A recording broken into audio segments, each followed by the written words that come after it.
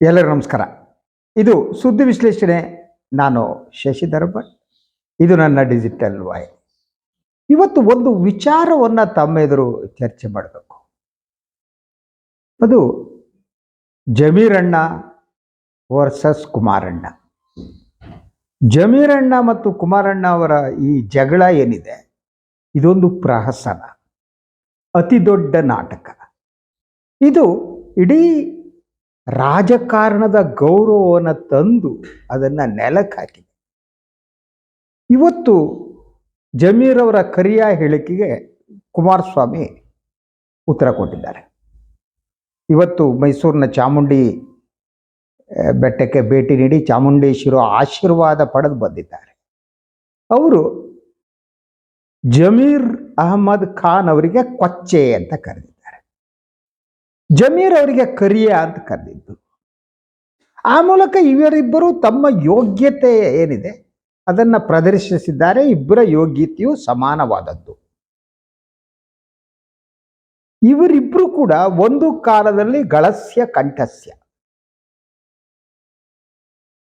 ನಮ್ಮಲ್ಲಿ ಹೇಗೆ ಅಂದರೆ ಬಹಳ ಹತ್ರ ಇದ್ದಾರೆ, ಒಂದೇ ಪ್ಲೇಟ್ನಲ್ಲಿ ಊಟ ಮಾಡ್ತಾರೆ, ಒಂದೇ ಸಲ ಅದನ್ನ ಮಾಡ್ತಾರೆ ಇದನ್ನ ಮಾಡ್ತಾರೆ ಅಂತ ಹೇಳ್ತಾರಲ್ಲ, ಆ ರೀತಿಯ ಸಂಬಂಧ ಇಬ್ಬರದ್ದು. ಈಗ ಗಳಸ್ಯ ಕಂಠಸ್ಯ ಇದ್ದವರು ಅವರೀಗ ಒಬ್ಬರಿಗೊಬ್ಬರು ಉರುಳು ಹಾಕುವ ಹಂತಕ್ಕೆ ಬಂದಿದ್ದಾರೆ. ರಾಜಕಾರಣವನ್ನು ತಂದು ತಿಪ್ಪೆಗೆ ಎಸೆದಿದ್ದಾರೆ. ಸೊ ನಿಮಗೆ ಗೊತ್ತಿರಬಹುದು ಕುಮಾರಸ್ವಾಮಿ ಅವರ ಮತ್ತು ಜಮೀರ್ ಅವರ ಸಂಬಂಧ ಹೇಗಿತ್ತು. ನೀವು ಬೆಂಗಳೂರಿನ ಮೇಕ್ರಿ ಸರ್ಕಲ್ ಹತ್ರ ನೀವು ಎಡಗಡೆಗೆ ತಿರುಗಿಕೊಂಡ್ರೆ ಅದು ಸದಾಶಿವನಗರ ಎದುರ ಕಡೆ ಹೋಗುತ್ತೆ. ಅಲ್ಲಿ 4ನೇ ಒಂದು ಕಟ್ಟಡದಲ್ಲಿ ಕುಮಾರಸ್ವಾಮಿಯವರ ಆಫೀಸ್ ಇತ್ತು, ಹೋಮ್ ಆಫೀಸ್ ಅನ್ನಿ ಇನ್ನೊಂದೇ. ಆ ಬಿಲ್ಡಿಂಗ್ ಕಟ್ಟಡ ಯಾರ್ದು ಅಂದರೆ ಇದೇ ಜಮೀರ್ ಅಹಮದ್ ಖಾನ್ ಅವರು. ಆ ತಮ್ಮ ಬಿಲ್ಡಿಂಗನ್ನೇ ಕಟ್ಟಡವೊಂದನ್ನೇ ಅವರು ಕುಮಾರಣ್ಣಗೆ ಆಫೀಸ್ಗೆ ಕೊಟ್ಟಿದ್ರು. ಆ ರೀತಿಯ ಸಂಬಂಧ. ಕುಮಾರಸ್ವಾಮಿ ಅವ್ರನ್ನ ಮುಖ್ಯಮಂತ್ರಿ ಮಾಡಬೇಕು ಅಂತೇಳಿ ತಮ್ಮ ನ್ಯಾಷನಲ್ ಟ್ರಾವೆಲ್ ಬಸ್ ಏನಿದೆ, ನ್ಯಾಷನಲ್ ಟ್ರಾವೆಲ್ ಅವರದ್ದು, ಜಮೀರ್ ಅಣ್ಣನವರ ವಾಹನ, ಅವರದ್ದೇ ಟ್ರಾವೆಲ್ ಇದು. ಅದರಲ್ಲಿ ಶಾಸಕರನ್ನ ಕುಳಿಸಿಕೊಂಡು ಇವರೇ ಸ್ವತಃ ಡ್ರೈವ್ ಮಾಡಿ ರಾಜಭವನಕ್ಕೆ ಹೋಗಿದ್ರು. ಆ ರೀತಿ ಸಂಬಂಧ. ಅದರಂತೆ ಇನ್ನು ಹೇಗಿತ್ತು ಅಂದರೆ ಇವತ್ತು ಕುಮಾರಸ್ವಾಮಿ ಅವರು ಮಾತನಾಡಬೇಕಾದ್ರೆ ಹೇಳಿದ್ದಾರೆ. ಸೊ ಈಗ ವಿಧಾನ ಪರಿಷತ್ ಸ್ಪೀಕರ್ ಆಗಿರುವ ಬಸವರಾಜ ಹೊರಟ್ಟಿ ಅವರು ಕುಮಾರ ಅಂತ ಕರೆದು ಬಿಟ್ರಂತೆ. ಅದಕ್ಕೆ ಜಮೀರು ಸಿಟ್ಟು ಬಂದುಬಿಟ್ಟು ಹೋಗಿ ಅವ್ರ ಮೇಲೆ ಹಲ್ಲೆ ಮಾಡೋದಕ್ಕೆ ಯತ್ನ ಮಾಡಿದ್ರು ಅಂತ ಕುಮಾರಸ್ವಾಮಿ ಇವತ್ತು ಆರೋಪ ಮಾಡಿದ್ದಾರೆ. ಒಂದ್ಸಲ ರಾಮ ಹನುಮಂತನ ಟೈಪ್ ಇದ್ದವರು. ಕುಮಾರಸ್ವಾಮಿ ರಾಮನಾದರೆ ಜಮೀರು ಹನುಮಂತು. ಕುಮಾರಸ್ವಾಮಿ ಎದುರುಗಡೆ ಹಿಂಗೆ ಹನುಮಂತನ ನೀವು ಫೋಟೋಗಳು ನೋಡಿರ್ಬೋದು. ರಾಮ, ಲಕ್ಷ್ಮಣ, ಸೀತೆ ಒಂದು ಕಡೆ ಇರ್ತಾರೆ. ಈ ಕ್ಯಾಲೆಂಡರ್ಗೆ ಈ ಫೋಟೋಗಳಲ್ಲಿ ನೋಡಿ, ಕೆಳಗಡೆ ಹನುಮಂತ ಹಿಂಗೆಲ್ಲ ಬಗ್ಸ್ಕೊಂಡು ಕೂತಿರ್ತಾರೆ. ಜಮೀರಣ್ಣ ಆ ರೀತಿ ಹನುಮಂತ ಆಗಿದ್ದವರು. ಸೊ ಆಯಿತು, ರಾಜಕೀಯವಾಗಿ ಭಿನ್ನಾಭಿಪ್ರಾಯ ಬಂತು, ಅವರು ಬಿಟ್ಟರು, ಬಂದವರು ಚುನಾವಣಾ ಸಂದರ್ಭದಲ್ಲಿ ಕುಮಾರಸ್ವಾಮಿಯನ್ನ ಕರಿಯ ಅಂತ ಅದರ ಅರ್ಥ, ಕಾಲಿಯ ಹಿಂದಿಯಲ್ಲಿ ಕರೆದು ಬಹುದೊಡ್ಡ ಅಪರಾಧವನ್ನು ಮಾಡಿದ್ದಾರೆ. ರಾಜಕಾರಣವನ್ನು ತಂದು ಅವರು ತಿಪ್ಪೆಗೆ ಹಾಕಿದರು. ಬಣ್ಣ ಹಿಡಿದು ಮಾತನಾಡುವುದಿದೆಯಲ್ಲ, ಅದರಂಥ ದುಷ್ಟತನ ಇನ್ನೊಂದಿಲ್ಲ. ಸೊ ಈ ಚುನಾವಣೆ ಬಂದ ತಕ್ಷಣ ಈ ಜಮೀರ್ ಅಹಮದ್ ಖಾನ್ ಇದೇ ರೀತಿ ಮಾತನಾಡ್ತಾ ಅವರು ಅವರ ಮಾತೇನೆ ಎಲ್ಲವನ್ನ ಹಾಳು ಮಾಡ್ತಾ ಇದ್ರು. ಅದು ನಮ್ಮಲ್ಲೊಂದು ಗಾದೆನೇ ಇದೆ, ತೂತು ಒಲೆ ಕೆಡಿಸ್ತು, ಮಾತು ಇನ್ನೇನೋ ಕೆಡಿಸ್ತು. ಸೊ ಆ ರೀತಿ ಇಡೀ ಜಮೀರ್ ಖಾನ್ ಕಾಂಗ್ರೆಸ್ ಪಕ್ಷಕ್ಕೆ ಎಷ್ಟು ಹಾನಿಯನ್ನು ಉಂಟು ಮಾಡಬಹುದೋ ಅಷ್ಟು ಹಾನಿಯನ್ನು ಮಾಡಿ ಮುಗಿಸ್ಬಿಟ್ರು. ಒಂದು ಕಡೆ ವಕ್ಫ್ ವಿಚಾರವನ್ನು ತೆಗೆದು ಸುಮ್ಮನೆ ನಡೆದುಕೊಂಡು ಹೋಗ್ತಾ ಇದ್ದಿದ್ದು ಅದಾಲತ್ತು ಅದು ಇದು ಮಾಡಿ, ಸೊ ಹಿಂದೂ ಮುಸ್ಲಿಂ ನಡುವೆ ಒಂದು ದೊಡ್ಡ ಬಿಕ್ಕಟ್ಟನ್ನು ಸೃಷ್ಟಿಸ್ಬಿಟ್ಟು ಎಲ್ಲವನ್ನು ಮಾಡಿ, ಇದೆಲ್ಲ ಚುನಾವಣೆ ಮೇಲೆ ಯಾವ ಫಲಿತಾಂಶ ಬೀರುತ್ತೋ ಗೊತ್ತಿಲ್ಲ. ಸೊ ಅದನ್ನು ಮಾಡಿದ್ರು. ಅವರಿಗೆ ಸರಿಸಮಾನವಾಗಿ ಸನ್ಮಾನ್ಯ ಕುಮಾರಸ್ವಾಮಿ ಅವರು ಇವತ್ತು ಜಮೀರ್ ಅವರಿಗೆ ಅವರು ಕೊಚ್ಚೆ ಅಂತ ಕರೆದಿದ್ದಾರೆ. ಇದು ಪ್ರಶ್ನೆ ಏನು ಗೊತ್ತಾ, ಜಮೀರಣ್ಣನ ಕೊಚ್ಚೆಯಲ್ಲೇ ಕುಮಾರಣ್ಣ ಇದ್ರ, ಅವ್ರ ಸ್ನೇಹ ಏನು, ಸ್ನೇಹದ ಬಗ್ಗೆ ಅವ್ರು ಹೇಳೋದೇನು ಗೊತ್ತಾ, ನಮ್ಮದು ರಾಜಕೀಯವಾಗಿ ಮಾತ್ರ ಆಗಿತ್ತು, ವೈಯಕ್ತಿಕ ಏನೂ ಇರಲಿಲ್ಲ, ನಾನು ಅವ್ರನ್ನ ಕುಳ್ಳ ಅಂತ ಕರೆದಿರಲಿಲ್ಲ. ಅದು ಸುಳ್ಳು. ಇಬ್ಬರ ಸಂಬಂಧ ಕೇವಲ ರಾಜಕೀಯ ಹಂತದಲ್ಲಿ ಇರಲಿಲ್ಲ, ಅದು ಮೀರಿ ವೈಯಕ್ತಿಕ ಸಂಬಂಧವಾಗಿದೆ. ನೀವು ವೈಯಕ್ತಿಕ ಸಂಬಂಧ ಆದರೆ ನಿಮ್ಮ ಕಟ್ಟಡ ಬಿಲ್ಡಿಂಗ್ ಯಾರಿಗೋ ನಿಮ್ಮ ಸ್ನೇಹಿತರಿಗೆ ಕೊಡ್ತೀವಿ. ಕೇವಲ ರಾಜಕೀಯ ಸಂಬಂಧ ಆದರೆ ಕುಮಾರಣ್ಣನಿಗೆ ಆಫೀಸ್ ಮಾಡೋದಕ್ಕೆ, ಹೋಮ್ ಆಫೀಸ್ ಮಾಡೋದಕ್ಕೆ ಜಮೀರಣ್ಣ ಕೊಡ್ತಿರ್ಲಿಲ್ಲ ಬಿಲ್ಡಿಂಗನ್ನು. ಬಿಲ್ಡಿಂಗ್ ಯಾಕೆ ಕೊಟ್ಟರು ಅಂದರೆ ಆ ಸಂಬಂಧ ಅಷ್ಟು ಹತ್ರ ಇತ್ತು. ಕೇವಲ ರಾಜಕೀಯ ಸಂಬಂಧ ಇದ್ರಿ ಶಾಸಕರು ಹಾಕೊಂಡು ಇವರೇ ಡ್ರೈವರ್ ಹಬ್ಬ ಹಾಕೊಂಡು ಹೋಗ್ತಾರೇನ್ರಿ? ನಾಟ್ ಎಟ್ ಅಲ್ವಾ? ಅದರಿಂದ ಕುಮಾರಸ್ವಾಮಿ ಅವರ ಹೇಳಿಕೆ ಏನಿದೆ, ಕೊಚ್ಚೆ ಅಂತ ಕರೆದದ್ದು ಕೇಂದ್ರ ಸಚಿವರಾಗಿ ಅವರು ಮಾತನಾಡಬೇಕಾದರೂ ಕೂಡ ಅವರು ಆಲೋಚನೆ ಮಾಡಿ ಮಾತನಾಡಬೇಕು. ಅದರ ಜೊತೆಗೆ ನೀವು ಜಮೀರ್ ಅಹಮದ್ ಖಾನ್ ಅವರು ಒಬ್ಬರು ರಾಜ್ಯ ಸಚಿವರು, ಇನ್ನೊಬ್ಬರು ಕೇಂದ್ರ ಸಚಿವರು, ಇಬ್ಬರ ಈ ಜಗಳ ನೋಡಿದರೆ ರಾಜಕೀಯದ ಬಗ್ಗೆ ಹೇಸಿಗೆ ಬಂದ್ಬಿಡುತ್ತೆ. ಯಾಕಂದ್ರೆ ಅವರ ಬಾಯೇ ಹೊಲಸು, ಇಬ್ಬರು ಬಾಯಿ ಹೊಲಸು. ಬಟ್ ಇದು ಬೀರುವ ಪರಿಣಾಮ ಏನಿದೆ, ಒಂದು ಜಮೀರ್ ಅಹಮದ್ ಖಾನ್ ಅವರಿಗೆ ಅಗತ್ಯಕ್ಕಿಂತ ಹೆಚ್ಚು ಪ್ರಾತಿನಿಧ್ಯವನ್ನ ಕಾಂಗ್ರೆಸ್ ಪಕ್ಷ ಕೊಡ್ತಾ ಅಂತ. ನೀವು ಕಾಂಗ್ರೆಸ್ನಲ್ಲಿ ಇನ್ನೂ ಹಿರಿಯರಾದ ಅಲ್ಪಸಂಖ್ಯಾತ ನಾಯಕರುಗಳಿದ್ರು. ಜಮೀರ್ ಅಹಮದ್ ಖಾನ್ ಅವರಿಗೆ ಸಚಿವ ಸ್ಥಾನ ಸಿಕ್ಕಿದ್ದು ಬಿಕಾಸ್ ಆಫ್ ಸಿದ್ದರಾಮಯ್ಯ ಹತ್ತಿರದವರು ಅಂತ. ಸಿದ್ದರಾಮಯ್ಯ ಅವ್ರನ್ನ ಹತ್ತಿರ ಬಿಟ್ಟುಕೊಂಡಿದ್ದು ಸರಿಯೋ ತಪ್ಪೋ ಅನ್ನುವುದು ಇನ್ನೊಂದು ವಿಚಾರ.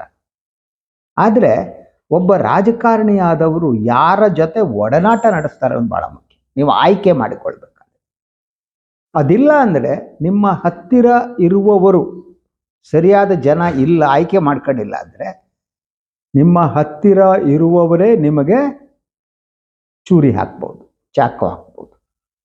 ಅವರ ಮಾತಿನ ಮೂಲಕ ಎಲ್ಲವನ್ನೂ ಕೆಡಿಸಿಬಿಡ್ಬೋದು. ಜಮೀರ್ ಮಾಡಿದ್ದು ಈಗ ಹಾಗೆ ಆಗಿದೆ.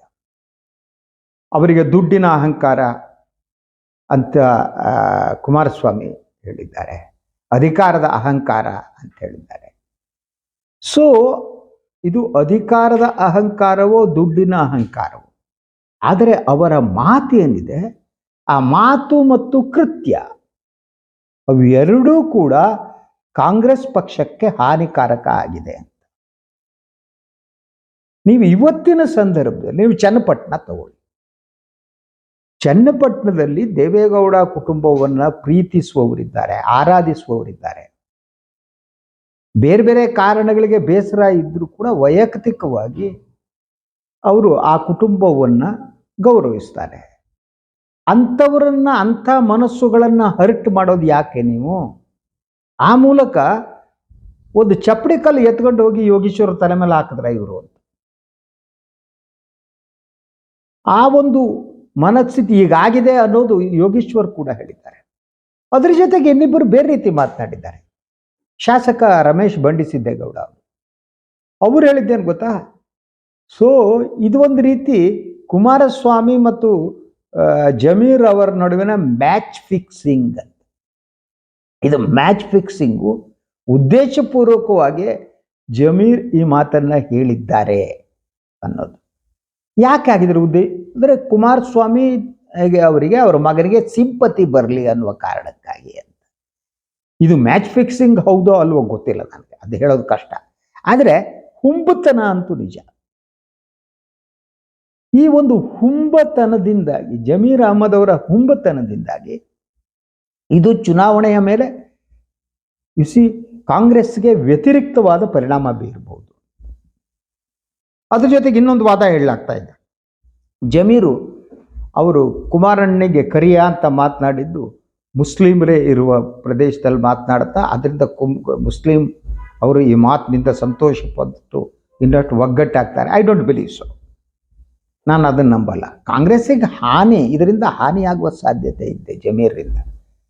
ಜಮೀರ್ ವರ್ತನೆ ಮತ್ತು ಮಾತು ಏನಿದೆ ಇದು ಕಾಂಗ್ರೆಸ್ ಪಕ್ಷದ ಮೇಲೆ ಗಂಭೀರವಾದ ಪರಿಣಾಮವನ್ನು ಈ ಚುನಾವಣೆಯಲ್ಲಿ ಬೀರುತ್ತೆ ಅಂತ.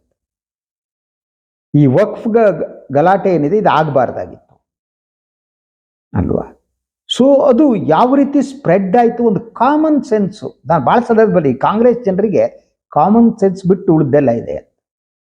ಅವ್ರು ಏನನ್ನೂ ಗಂಭೀರವಾಗಿ ತಗೊಳ್ಳಲ್ಲ, ಯಾವುದನ್ನೂ ಗಂಭೀರವಾಗಿ ತಗೊಳ್ಳದೆ. ಮತ್ತು ಆ ಪಕ್ಷ ಅದಕ್ಕೊಂದು, ಆ ಕಾಂಗ್ರೆಸ್ಗೆ ಶಿಸ್ತನ್ನದೇ ಇಲ್ಲ. ಒಬ್ಬೊಬ್ಬರು ಒಂದೊಂದು ವೈಯಕ್ತಿಕವಾಗಿ ಬಾಯಿಗೆ ಬಂದ ಮಾತಾಡ್ತಾ ಹೋಗ್ತಾರೆ. ಅವರನ್ನು ನಿಯಂತ್ರಿಸಬೇಕಾದ ನಾಯಕರ ಕೆಲಸ. ಜಮೀರ್ ವರ್ತನೆಯನ್ನ ನಿಯಂತ್ರಿಸಬೇಕಾದ್ದು ಸಿದ್ದರಾಮಯ್ಯನವ್ರ ಕೆಲಸ ಆಗಿತ್ತು. ಕರೆದು ಬುದ್ಧಿ ಹೇಳಬೇಕಾಗಿತ್ತು. ತಮಗೆ ಹತ್ತಿರ ಒಬ್ಬ ನಾಯಕನ ಮಾತನ್ನೇ ನಿಯಂತ್ರಿಸೋಕೆ ಸಾಧ್ಯ ಆಗದಿದ್ರೆ ಇನ್ನೇನು ಮಾಡಕ್ ಸಾಧ್ಯ ಆಗುತ್ತೆ ನೀವು? ಈ ಜಮೀರ್ ಅವರ ಇಡೀ ವರ್ತನೆ ಮತ್ತು ಹೇಳಿಕೆ ಏನಿದೆ ಅದು ಕಾಂಗ್ರೆಸ್ ಮೇಲೆ ದುಷ್ಪರಿಣಾಮವನ್ನ ಬೀರಿದೆ. ಇದರ ಲಾಭವನ್ನ ಕುಮಾರಸ್ವಾಮಿ ತಗೊಂಡಿದ್ದಾರೆ. ಕುಮಾರಸ್ವಾಮಿ ಅವರು ಇಡೀ ಈ ಒಂದು ಚುನಾವಣೆ ಮೊದಲು ಮತ್ತು ನಂತರದ ಬೆಳವಣಿಗೆ ಏನಿದೆ ಆ ಬೆಳವಣಿಗೆಯಲ್ಲಿ ಸಂಪೂರ್ಣವಾದ ಲಾಭವನ್ನು ತೆಗೆದುಕೊಂಡವರು HD Kumaraswamy, Haradanahalli Deve Gowda Kumaraswamy. Yes he did it. Emotion ಬಳಸಿದ್ದಾರೆ ಅಲ್ವಾ, ಕಣ್ಣೀರು ಹಾಕಿದ್ದಾರೆ. ಇಡೀ ಒಕ್ಕಲಿಗರ ಸಮುದಾಯಕ್ಕೆ ತಮ್ಮ ಬಗ್ಗೆ ಪ್ರೀತಿ ಬರಬೇಕು ಅನ್ನೋ ಹಾಗೆ ಅವರು ಅಂಗಡಿ ತೆರೆದಿಟ್ಟು ಈ ಸರಕುಗಳನ್ನು ಮಾರಾಟ ಮಾಡಿದ್ದಾರೆ. ಅವ್ರು ಹಾಗೆ ಮಾಡ್ತಾರೆ ಅನ್ನೋ ಕಾಮನ್ ಸೆನ್ಸ್ ಆದ್ರೂ ಈ ಕಾಂಗ್ರೆಸ್ನವ್ರಿಗೆ ಇರಬೇಕಾ? ಆ ಕಾಮನ್ ಸೆನ್ಸು ಇಲ್ಲ. ಒಬ್ಬೊಬ್ಬರು ಹೋಗಿ ಬಂದಾಗ ಬಾಯಿಗೆ ಬಂದಾಗ ಮಾತನಾಡೋದು. ಆ ವಕ್ಫ್ ವಿವಾದ ಬಂದಾಗಲೂ ಅಷ್ಟೇ, ಅದು ಮೊದಲೇ ಸರಿಪಡಿಸ್ಬೋದಾಗಿತ್ತು. ಭಾಳ ದಿನ ಮುಖ್ಯಮಂತ್ರಿ ಸೇರಿ ಎಲ್ಲರೂ ಕೂಡ ನಿದ್ರೆ ಮಾಡ್ತಾ ಇದ್ರು. BJP used it. BJP use ಮಾಡಿ ಎಲ್ಲ ಕಡೆ ಸ್ಪ್ರೆಡ್ ಮಾಡಿಬಿಟ್ಟು ಹಿಂದೂಗಳು ಮುಸ್ಲಿಮರ ನಡುವೆ ಒಂದು ಡಿವೈಡ್ ಆಗೋ ಹಂಗೆ ಮಾಡಿಬಿಟ್ಟು ಕಾಂಗ್ರೆಸ್ ಸಂಪೂರ್ಣವಾಗಿ ಮುಸ್ಲಿಮರ ಪರವಾಗಿದೆ ಮತ್ತು ಹಿಂದೂಗಳ ವಿರೋಧವಾಗಿದೆ ಅಂಥೇಳಿ ಆ ಒಂದು ವಾತಾವರಣ, ಮಾಧ್ಯಮಗಳನ್ನು ಬಳಸ್ಕೊಂಡು ಆ ವಾತಾವರಣ ಸೃಷ್ಟಿ ಕಾಂಗ್ರೆಸ್ಸಿಗೆ ಒಂದೊಂದು ಕಡೆಯಿಂದ ಚಾಕು ಚೂರಿ ಹಾಕಿ ಬಿಟ್ರು. ಇವ್ರು ಏನೂ ಆಗಿಲ್ಲ, ಸೊಳ್ಳೆ ಕಟ್ತಾ ತಮಗೆ ಅನ್ನೋ ಟೈಪ್ ಕೂತ್ಕೊಂಡ್ರು. So that is the thing. So ಇದು ಬೇರೆ ಬೇರೆ ರೀತಿಯ ಪರಿಣಾಮವನ್ನು ರಾಜಕೀಯವಾಗಿ ಬೀರುತ್ತೆ ಅನ್ನೋದು ಕಾಂಗ್ರೆಸ್ನವ್ರಿಗೆ ಗೊತ್ತಿರಬೇಕಿತ್ತು, ಜಮೀರ್ಗೆ ಗೊತ್ತಿರಬೇಕಿತ್ತು. ನಾನೀಗ ಮಾತನಾಡುವ ಮೂಲಕ ಏನಾಗುತ್ತೆ ಅಂತ. ಈಗ ಅವರು ಕೇವಲ ನ್ಯಾಷನಲ್ ಟ್ರಾವೆಲ್ ಜಮೀರ್ ಅಲ್ಲ, ಈಗ ಅವರು ಈ ರಾಜ್ಯದ ಮಂತ್ರಿ. ಅವರ ಮೇಲೆ ಜವಾಬ್ದಾರಿ ಇದೆ. ತಾವಾಡುವ ಮಾತು ಮತ್ತು ಕೃತಿ ಏನಿದೆ ಅದು ಕಾಂಗ್ರೆಸ್ ಪಕ್ಷದ ಮೇಲೆ, ಸರ್ಕಾರದ ಮೇಲೆ ಪರಿಣಾಮ ಬೀರುತ್ತೆ ಅನ್ನೋದು ಗೊತ್ತಿರಬೇಕಿತ್ತು ಅವರಿಗೆ. ಮತ್ತು ತಮ್ಮ ಕೃತ್ಯ ಎಂದೂ ಕೂಡ ಹಿಂದೂ ಮುಸ್ಲಿಂ ಡಿವೈಡ್ ಆಗುವುದಕ್ಕೆ ಕಾರಣ ಆಗಬಾರ್ದು ಅನ್ನುವ ಒಂದು ಜಾಗರೂಕತೆ ಆ ಮನುಷ್ಯಗೆ ಇರಬೇಕಿತ್ತು. ಅದನ್ನು ಅವ್ರು ಇಟ್ಕೊಳ್ಳಿಲ್ಲ. ಈ ಗೂಟ ಕಂಡ್ರೆ ಮಾತನಾಡೋದು ಅಂತಾರೆ. ಗೂಟ ಅಂದರೆ ಈ ಚಾನಲ್ಗಳು ತಂದು ಇಡ್ತಾರೆ ನೋಡಿ. ಅದು ಹೇಗೆ ಗೊತ್ತಾ ನಿಮಗೆ? ಆ ಚಾನಲ್ಗಳು ಏನೇ ಆಗಲಿ ಯಾರದ ಮುಂದೋಗಿ ಒಂದು ಗೂಟ ಇಡ್ತಾರೆ. ನೀವು ಈ ಗೂಟದ ಮುಂದೆ ಮಾತನಾಡಬೇಕಾದ್ರೆ ನಿಮಗೆ ಒಂದು ಜಾಣತನ ಬೇಕು. ಬುದ್ಧಿ ಮತ್ತು ನಾಲಿಗೆಯ ನಡುವೆ ಸರಿಯಾದ ಕೋಆರ್ಡಿನೇಷನ್ ಅಥವಾ ಸಮನ್ವಯತೆ ಇರಬೇಕು. ಅದು ಕಳೆದುಕೊಂಡ್ರೆ ಗಾನ್ ಕೇಸ್. ಕಾಂಗ್ರೆಸ್ ಈಗ ಮಾಡಿರುವ ತಪ್ಪು ಏನು ಅನ್ನೋದು ಈ 3 ವಿಧಾನಸಭಾ ಚುನಾವಣೆಯ ಫಲಿತಾಂಶ ಬಂದ ಮೇಲೆ ಗೊತ್ತಾಗುತ್ತೆ. ಎಸ್, ಅದು ಈ ಜಮೀರ್ ಅವರ ಕೃತ್ಯ ಯಾವ ರೀತಿ ಪರಿಣಾಮ ಬೀರಿದೆ, ಜಮೀರ್ ಅವರ ಮಾತು ಯಾವ ರೀತಿ ಪರಿಣಾಮ ಬೀರಿದೆ, ಅದು ಕಾಂಗ್ರೆಸ್ಸಿಗೆ ಲಾಭದಾಯಕವಾಗಿದೆಯಾ ಅಥವಾ ಕಾಂಗ್ರೆಸ್ಗೆ ಹಾನಿಯನ್ನು ಉಂಟು ಮಾಡಿದೆಯಾ? ಸೊ ಅದು ಈ ಫಲಿತಾಂಶ ಬಂದ ಮೇಲೆ ಗೊತ್ತಾಗುತ್ತೆ. ಅದಾದ ಮೇಲಾದರೂ ಕೂಡ ಮುಖ್ಯಮಂತ್ರಿಗಳು ಸ್ವಲ್ಪ ಜಾಗರೂಕತೆಯನ್ನು ವಹಿಸಬೇಕು. ತಮ್ಮ ಸುತ್ತಮುತ್ತ ಯಾರನ್ನು ಇಟ್ಕೋಬೇಕು ಅನ್ನೋದು ಗೊತ್ತಾಗ್ತಿದ್ರೆ ಅವರು ಯಾರೇ ಆಗಲಿ ಅವರು ದೊಡ್ಡ ನಾಯಕರಾಗಲ್ಲ. ಅವರು ವೈಯಕ್ತಿಕವಾಗಿಯೂ ಅನುಭವಿಸ್ತಾರೆ, ಪಕ್ಷಕ್ಕೂ ಕೂಡ ಹಾನಿಯನ್ನು ಉಂಟು ಮಾಡ್ತಾರೆ. ಈಗ ಅಂತಹ ಸ್ಥಿತಿ ಇದೆ ಅಂತ. ಸೊ ಇದಾಗಿತ್ತು ಜಮೀರಣ್ಣ ಕುಮಾರಣ್ಣ ಅವರ ಜಗಳದ ಕತೆ. ಎನಿವೆ, ಇನ್ನೊಂದು ವಿಚಾರದೊಂದಿಗೆ ನಾಳೆ ಬರ್ತೀನಿ. ನನ್ನ ವಾಹಿನಿಯನ್ನು ಲೈಕ್ ಮಾಡಿ, ಸಬ್ಸ್ಕ್ರೈಬ್ ಮಾಡಿ, ಬೆಲ್ ಐಕಾನ್ ಪ್ರೆಸ್ ಮಾಡೋದಕ್ಕೆ ಬರೀಬೇಡಿ. ಹಾಗೆ ಸಾಧ್ಯ ಆದರೆ ಸಹಾಯ ಮಾಡಿ. ಸ್ವತಂತ್ರ ಪತ್ರಿಕೋದ್ಯಮಕ್ಕೆ ತಮ್ಮ ಕೃಪಾಶೀರ್ವಾದ, ಬೆಂಬಲ ಸದಾ ಇರಲಿ. ಎಲ್ಲರಿಗೂ ಶುಭರಾತ್ರಿ. ನಮಸ್ಕಾರ.